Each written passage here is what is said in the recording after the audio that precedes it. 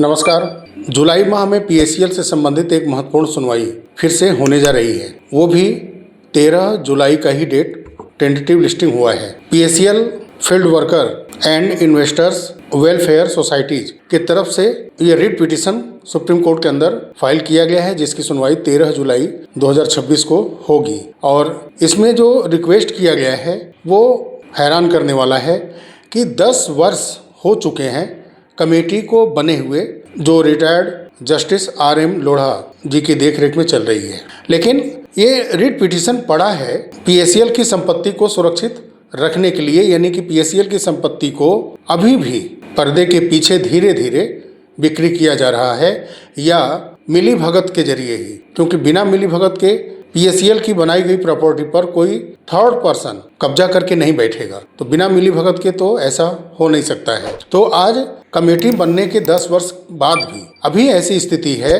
कि पीएससीएल की संपत्ति कहां पर कितनी है ये डिक्लेयर नहीं करा पाई है ये कमेटी ही। ना ही हमारे देश की इन्वेस्टिगेशन एजेंसियां, विशेष करके इन्फोर्समेंट डायरेक्टरेट काम तो कर रही हैं, लेकिन वो काम करने के दौरान कितनी प्रॉपर्टियां विलुप्त होती जा रही हैं। निवेशकों के पैसों से बनी जो प्रॉपर्टियां हैं, जिसके सेल होने के बाद उन पैसों को निवेशकों को वापस किया जाएगा पीएससीएल के, लेकिन वो संपत्ति भी धीरे धीरे अवैध तरीके से कुछ लोग कब्जा कर रहे हैं मिली भगत से, या पर्दे के पीछे उसको सेल कर दिया जा रहा है। तो ऐसे ही पीएससीएल प्रॉपर्टी से संबंधित जो इलीगल मूवमेंट हो रही हैं पीएससीएल की संपत्तियों पर, सुप्रीम कोर्ट में ये रिट पिटीशन पड़ी है, जिसमें कि कोर्ट से प्रेयर किया गया है।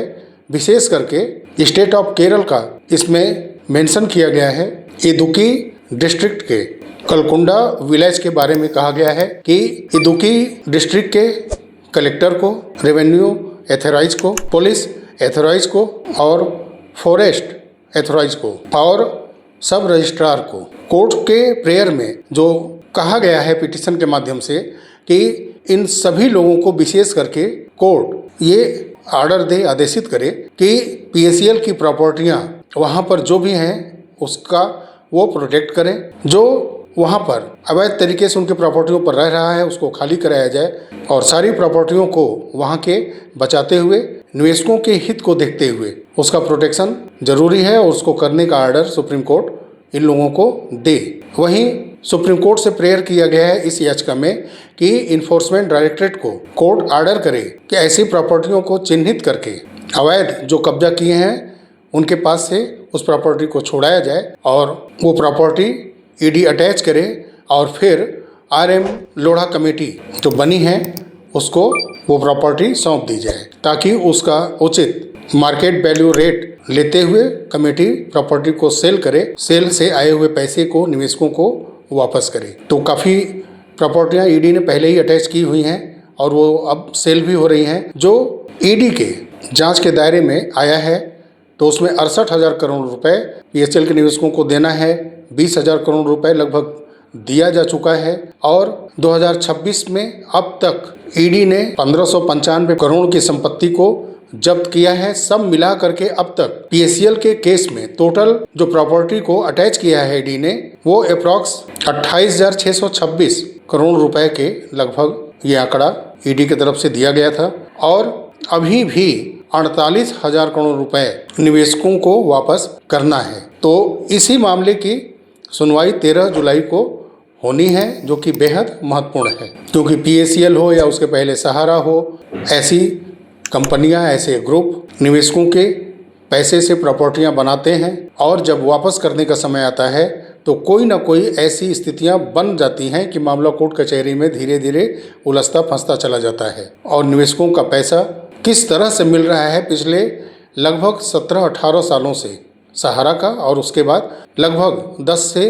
12 साल हो गए पीएससीएल का। तो इस तरह से पैसा ना फंसे और कम से कम हमारे देश की जांच एजेंसी इतना त्वरित कार्रवाई करे कि जो प्रॉपर्टियां हैं वो बचें, और उसको सेल करने के बाद पैसा निवेशकों के खाते में जाए। और पीएससीएल से संबंधित एक अपडेट है, अगर लोगों को पहले से जानकारी है तो बेहतर है, लेकिन जो अपडेट है, जिन्होंने अप्लाई किया हुआ है सेबी पीएससीएल पोर्टल से अपने रिफंड के लिए, बैंक डिटेल वेरीफाई नहीं हुआ है, मई के पहले सप्ताह से ही वो प्रोसेस स्टार्ट हो चुका है, तो बैंक डिटेल वेरीफाई निश्चित कर लें आप, क्योंकि उसका भी लिमिट दिया गया है। 6 अगस्त 2026 तक आपको जिन्होंने भी आवेदन किया है PSL रिफंड के लिए, तो वो अपना बैंक डिटेल वेरीफाई करें।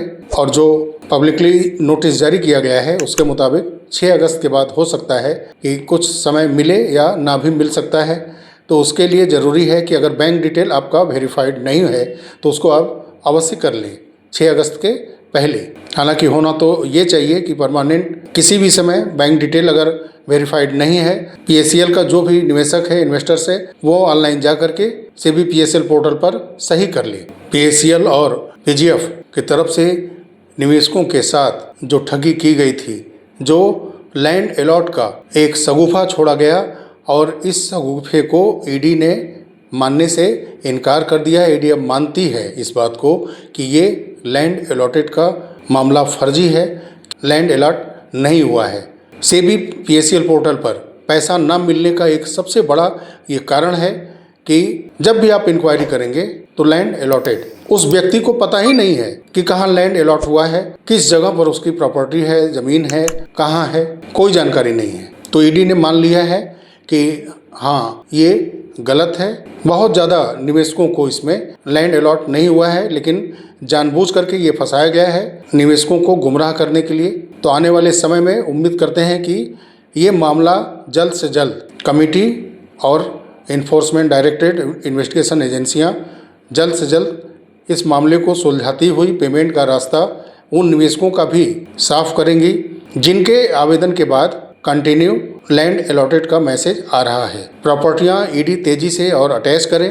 जो प्रॉपर्टियां इलीगल मूवमेंट के वजह से PSEL की थर्ड पार्टी परचेज कर रही है या उस पर अतिक्रमण कर रही है, तो उससे बचाए और वो कमेटी को सौंपे। उम्मीद यही करते हैं ताकि जो अभी 48,000 करोड़ रुपए का भुगतान रुका हुआ है PSEL का, वो पूरा जल्द से जल्द हो। तो साथियों, बहुत जल्द मिलते हैं अगले वीडियो में। तब तक के लिए नमस्कार। जय हिंद, जय भारत, वंदे मातरम।